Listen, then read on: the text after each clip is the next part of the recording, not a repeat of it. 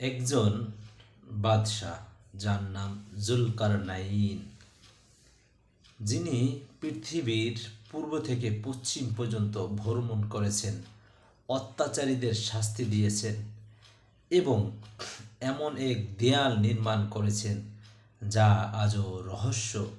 তিনি হলেন জুলকারনাইন। তার গল্প এসেছে সরাসরি কোরআন শরীফের সূরা কাহাফে।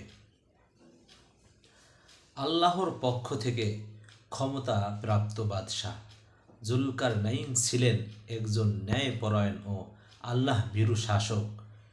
আল্লাহ তাকে দিয়েছিলেন বিশাল ক্ষমতা, জ্ঞান এবং পৃথিবীর বিভিন্ন প্রান্তে ভ্রমণের সুযোগ। তিনি ক্ষমতা ব্যবহার করেছেন শুধু ন্যায় প্রতিষ্ঠার জন্য। প্রথম যাত্রা সূর্যাস্তের দিকে জুলকারনাইন এক সময় পশ্চিম দিকে যাত্রা করেন। তিনি পৌঁছান এবং এক স্থানে যেখানে সূর্য যেন পানির মধ্যে ডুবে যাচ্ছে সেখানে তিনি এক জাতির মুখোমুখি হন। আল্লাহ তাকে সুযোগ দিলেন, চাইলে তাদের শাস্তি দিতে পারেন অথবা ক্ষমা করতে পারেন। জুলকারনাইন বাদশাহ বলেন, যে অত্যাচার করবে তাকে শাস্তি দিব, আর যে সৎ কর্ম করবে তাকে পুরস্কৃত করা হবে। দ্বিতীয় যাত্রা হলো সূর্যোদয়ের দিকে। এরপর তিনি পূর্ব দিকে যাত্রা করেন, যেখানে তিনি এমন এক জাতি দেখলেন যাদের মাথার উপর সূর্য, আলো থেকে বাঁচার কোনো ব্যবস্থা ছিল না। তারা ছিল খুবই সরল ও অসহায়।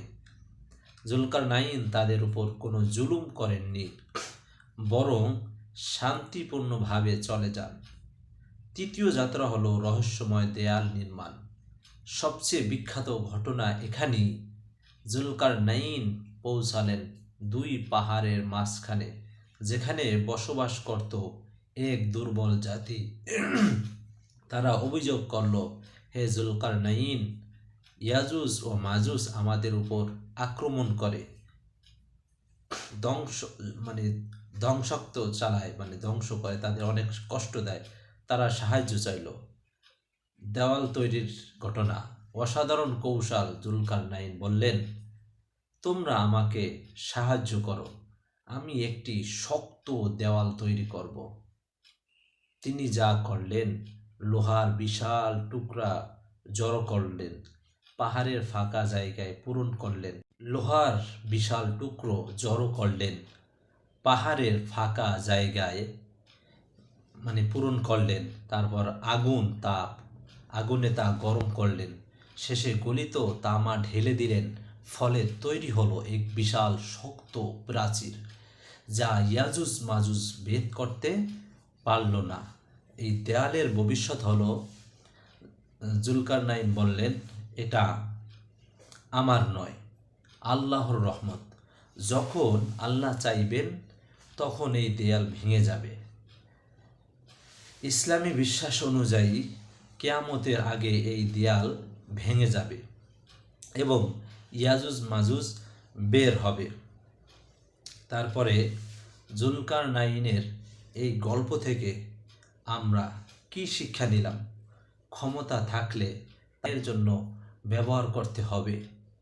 মানুষের সাহায্যে এগিয়ে আসা একজন প্রকৃত মানুষের কাজ।